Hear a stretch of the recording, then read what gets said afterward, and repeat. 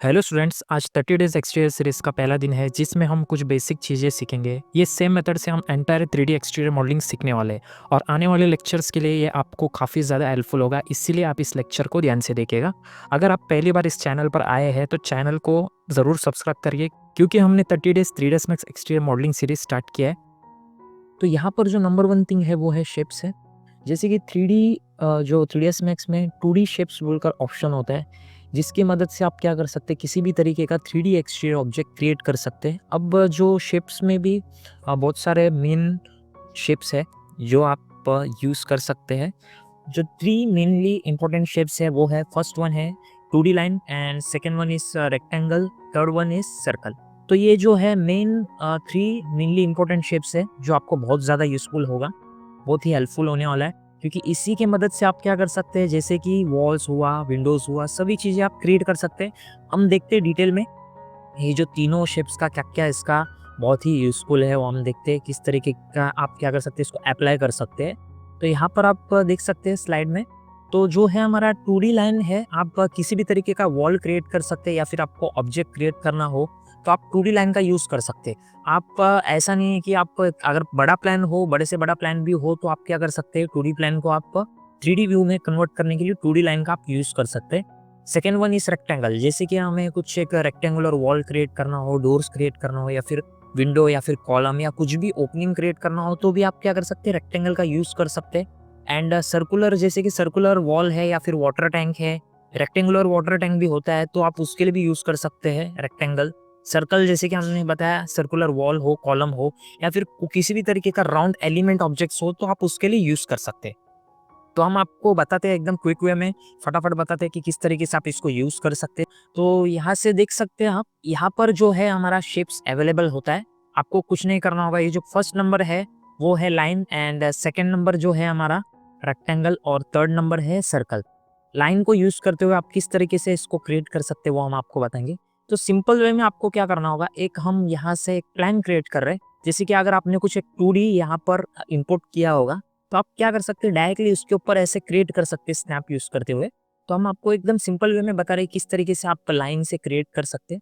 ये हमने क्रिएट कर दिया, आप ये देख सकते हैं सिंपल वे में हमने एक सिंपल प्लान क्रिएट किया है। अगर आपके पास एक कुछ डायमेंशन हो ऑटोकैड 2D का, तो आप इसको इंपोर्ट करते हुए इस तरीके के आप क्या कर सकते हैं, बाय यूजिंग लाइन आप क्रिएट कर सकते हैं। अब आप बोलेंगे सर ये तो कन्वर्ट नहीं हुआ है वॉल के अंदर, तो किस तरीके से इसको कन्वर्ट करना है, हम स्टेप बाय स्टेप हम आपको सभी चीजें आपको बताएंगे। बट हम एक रेक्टेंगल भी क्रिएट कर बता देते हैं कि किस तरीके से आप इसको 3D वॉल या फिर विंडो या डोर में किस तरीके से कन्वर्ट कर सकते हैं, वो भी हम आपको बताने वाले हैं। तो यहाँ पर हमने एक रेक्टेंगल भी क्रिएट कर दिया, आप देख सकते हैं यहाँ पर।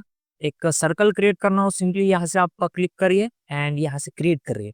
अब इसको स्टेप बाय स्टेप किस तरीके से आप इसको 3D वॉल में कन्वर्ट कर सकते हैं वो भी हम आपको बताएंगे। तो जो हमारा यहाँ पर आप देख सकते हैं कि हमने यहाँ पर एक प्लान बनाया। अब यहाँ पर सेकंड जो है हमारा टूल वो है edit spline tool. Edit spline tool बहुत ही ज़्यादा यूज़फुल होने वाला है।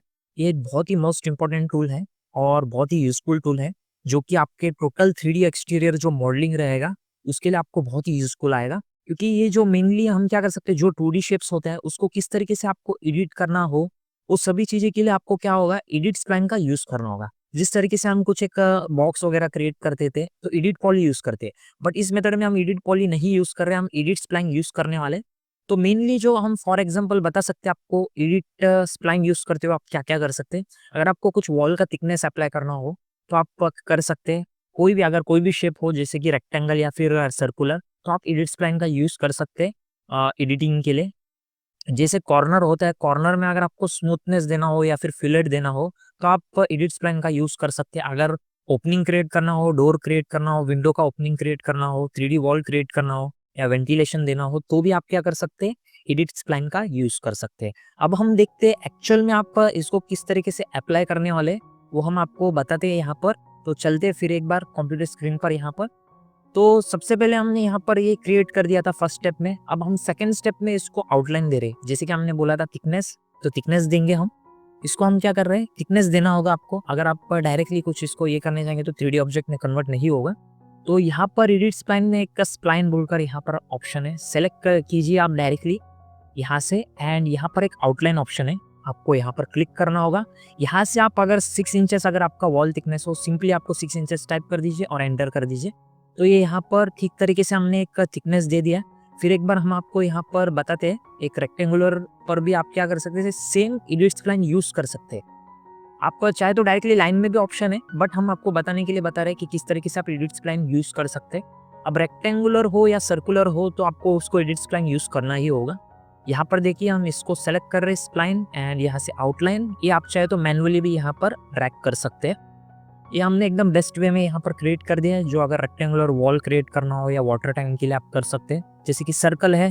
फिर एक बार हम आपको बता रहे हैं, यहाँ से आपको क्या करना होगा, एडिट स्प्लाइन लेना होगा एंड एडिट स्प्लाइन लेने के बाद आपको यहाँ पर ऑप्शन में आना होगा स्प्लाइन, और यहाँ से हम क्या कर रहे हैं, आउटलाइन दे रहे हैं।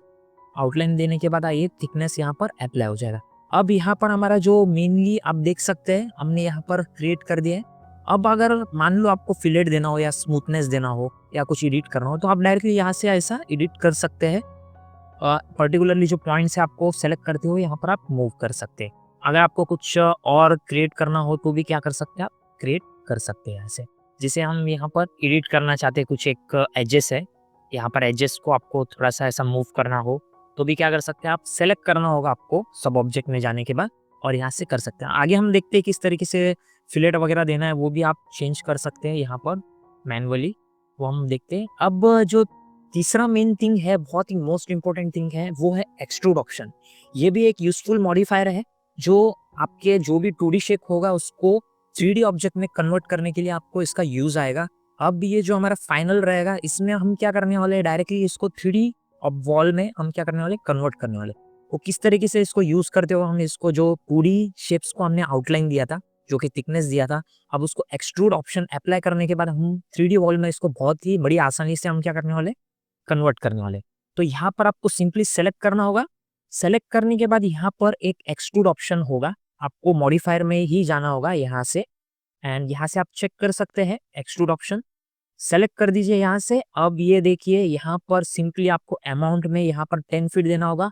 जैसे आप 10 फीट देंगे तो ये 3D वॉल में कन्वर्ट हो जाएगा। ये देखिए तो हमारा यहाँ पर कन्वर्ट हो चुका है 3D वॉल में। अब देखिए बेहतरीन तरीके से हमने क्या कर दिया, एक 2D लाइन को आउटलाइन देने के बाद हमने क्या कर दिया, इसको एक्सट्रूड ऑप्शन देकर यहाँ पर वॉल में हमने कन्वर्ट कर दिया। तो बड़े से बड़ा प्लान भी हो तो आप क्या कर सकते हैं, इसको क्रिएट कर सकते हैं। सिंपली ऑटोकैड प्लान यहाँ पर इंपोर्ट करना होगा एंड क्रिएट कर सकते हैं उसके ऊपर। अब मान लीजिए इतना कॉर्नर में फिलेट देना हो तो सिंपली वर्टेक्स सेलेक्ट कर दीजिए, यहाँ से फिलेट, और यहाँ से आप ड्रैग कर दीजिए यहाँ से, तो ये फिलेट भी हो जाएगा, स्मूथनेस थोड़ा सा मिल जाएगा। यहाँ पर देख सकते हैं आप, हमने यहाँ पर कर्व दे दिया है। आप चाहे तो जो फिलेट वगैरह ऑप्शन यूज कर सकते हैं थोड़ा सा स्मूथनेस देने के लिए यहाँ पर। तो इस तरीके से आप क्या कर सकते हैं, फिलेट ऑप्शन भी अप्लाई कर सकते हैं, जो कि आपको वॉल में इतना नहीं मिलेगा, जो AEC एक्सटेंडेड से आप लोग यूज करते होंगे तो उसमें नहीं मिल पाता इतना। तो ये एकदम बहुत ही आसान तरीका है और बहुत सारा इसको डिटेल में हम आपको बताएंगे थोड़ा बहुत। यहाँ पर हम देखते हैं विंडो डोर भी देखते हैं, आपको सॉफ्टवेयर में बता देते हैं किस तरीके से यूज करना है। तो यहाँ से ये देखिए एक्सट्रूड इसको भी कर दिया है। जैसे कि अगर आपको मान लीजिए कुछ स्विमिंग के लिए भी आपको क्रिएट करना है, स्विमिंग पूल वगैरह क्रिएट करना हो तो आप सिंपली यहाँ से वर्टेक्स सेलेक्ट करते हुए भी यहाँ पर कुछ इसको अलग शेप भी दे सकते हैं। इसको मान लीजिए कुछ इसको सेलेक्ट कर देंगे हम यहाँ से, तो ये देखिए थोड़ा सा कर्व हो गया, ये देखिएगा। यहाँ से एक्सट्रूड कर देते, क्योंकि जो कॉर्नर था हमारा जो था थोड़ा सा एक हमने फिलेट दे दिया था पहले इसमें, एंड सेकेंड इसमें हमने क्या कर दिया, सिंपली सिर्फ ड्रैग कर दिया है। हम एक विंडो एंड एक डोर आपको बता देते हैं किस तरीके से आप उसको क्रिएट कर सकते हैं, वो भी हम आपको बताएंगे। अब क्या कर रहे हैं, हम यहाँ से रेक्टेंगल क्रिएट कर रहे हैं। ये रेक्टेंगल क्रिएट करने के बाद आपको क्या करना होगा, यहाँ से एडिट स्प्लाइन ही सेम ऑप्शन अप्लाई करना होगा। अब हम विंडो क्रिएट कर रहे हैं, यहाँ से जैसे कि आउटलाइन दे रहे हैं एंड यहाँ से जो अगर आपको मान लीजिए 1.5 इंच का कुछ थिकनेस चाहिए, जो कि हमारा विंडो का जो साइड का एल्यूमिनियम का जो स्लाइडिंग का होता है वो हम क्रिएट कर रहे हैं। अब यहाँ से जैसे बहुत ज़्यादा आपका जो बंगलो वगैरह होगा या फिर बिल्डिंग होगा वो ज़्यादा हैवी ना हो, इसीलिए हम क्या कर रहे हैं, शॉर्टकट बता रहे हैं इसको एकदम सिंपल तरीके से, एकदम लाइट, इसका मतलब हैवी नहीं होगा ये फाइल, एकदम आसान तरीके से आप क्रिएट कर सकते हैं इसको। या हमने क्या कर दिया है, इसको स्प्लाइन से यहाँ पर मूव कर दिया है। अब सिर्फ हम क्या कर रहे हैं, इसको एडजस्ट कर रहे हैं। आपके हिसाब से क्या कर सकते हैं आप, विंडो साइज अगर आप चाहे तो ऑटोकैड प्लान भी यहाँ पर लाने के बाद आप क्या कर सकते हैं, इसको एडिट कर सकते हैं। अब ये क्रिएट हो गया। आपको तो पता है अब क्या करना होगा, सिंपली क्या करना होगा, एक्सट्रूड ऑप्शन जो हमारा थर्ड है वो यहाँ से अप्लाई करना होगा। तो आपको ये समझ में आ रहा है हमने स्टेप बाय स्टेप किस तरीके से बताया। पहले shapes and second one is हमने क्या किया, एडिट स्प्लाइन से एडिट, और थर्ड है हमारा एक्सट्रूड। तो एकदम बहुत ही सिंपल तरीका है, आपको यूज़ करें हमारे आपके जो प्रोजेक्ट में।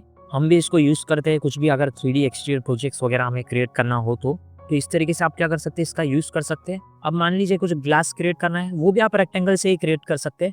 कुछ नहीं करना होगा, यहाँ से आप रेक्टेंगल ले सकते हैं एंड यहाँ से हमने स्प्लाइन जो हमारा क्या है 2.5D स्नैप हमने यूज़ किया है, उससे हमने क्या कर दिया, इसको क्रिएट कर दिया है। यहाँ से थिकनेस आपको क्या करना होगा, जो ग्लास का थिकनेस कम होता है आप सिंपली यहाँ से जो ग्लास का थिकनेस कम रख दीजिए एंड यहाँ से थोड़ा सा इसको मूव कर दीजिए, सेट कर दीजिए मिडल में।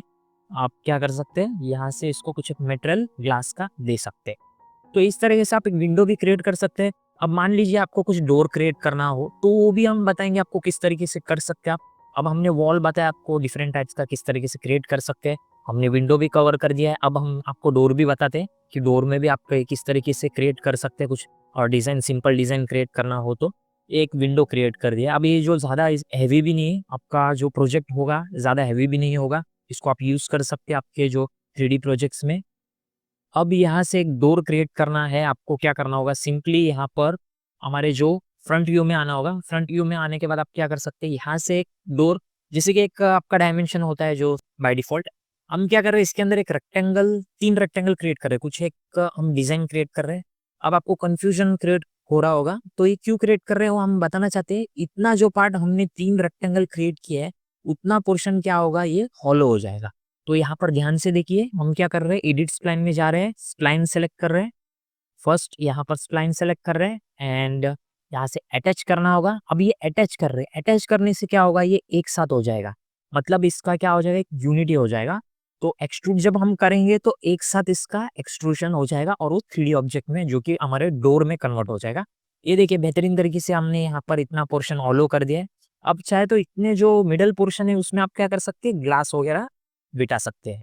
तो ये बहुत ही सिंपल तरीके से हमने आपको बताया कि इस तरीके से आप ये क्रिएट कर सकते हैं। आप लोग चाहे तो यहाँ पर ग्लास भी हम क्या कर सकते हैं, अप्लाई कर सकते हैं। तो आप ये जो है मेथड का बहुत ही यूज़ कीजिए, आपका जो प्रोजेक्ट रहेगा बहुत हैवी भी नहीं होगा और एकदम सिंपल तरीके से आप क्या कर सकते हैं, किसी भी तरीके का जो 3D मॉडलिंग या फिर कुछ भी एक्सटीरियर मॉडलिंग करना हो, आप चाहे तो इंटीरियर में भी ये जो मेथड है यूज़ कर सकते हैं। ऐसे नहीं कि आप सिर्फ एक्सटीरियर प्रोजेक्ट में आप ये जो सीखेंगे तो आप क्या कर सकते हैं, इसको आप हमारे इंटीरियर प्रोजेक्ट में भी, क्योंकि वॉल हुआ, विंडो हुआ, डोर हुआ, ये सभी चीज़ें क्या होगा, यूज़ होने ही वाला है इंटीरियर में भी। तो आप क्या कर सकते हैं, इसको यूज़ कर सकते हैं। अब हम क्या कर रहे हैं, इसको ग्लास दे दिया हमने। अब यहाँ से सिंपली आप कुछ कलर चेंज करना हो डोर का, सेलेक्ट कर दीजिए यहाँ से कुछ एक। होप आपको ये बेसिक लेक्चर समझ आया होगा। इस वीडियो सीरीज से रिलेटेड आपको कोई भी डाउट्स या क्वेरीज है तो ज़रूर कमेंट्स में शेयर करिए, हम आपके डाउट्स सॉल्व करने की पूरी कोशिश करेंगे। अगले वीडियो लेक्चर में हम 2D प्लान इंपोर्ट करेंगे और 3D एक्सटीरियर मॉडलिंग स्टार्ट कर देंगे। थैंक्स फॉर वॉचिंग, तो मिलते हैं अगले लेक्चर में। Okay, bye.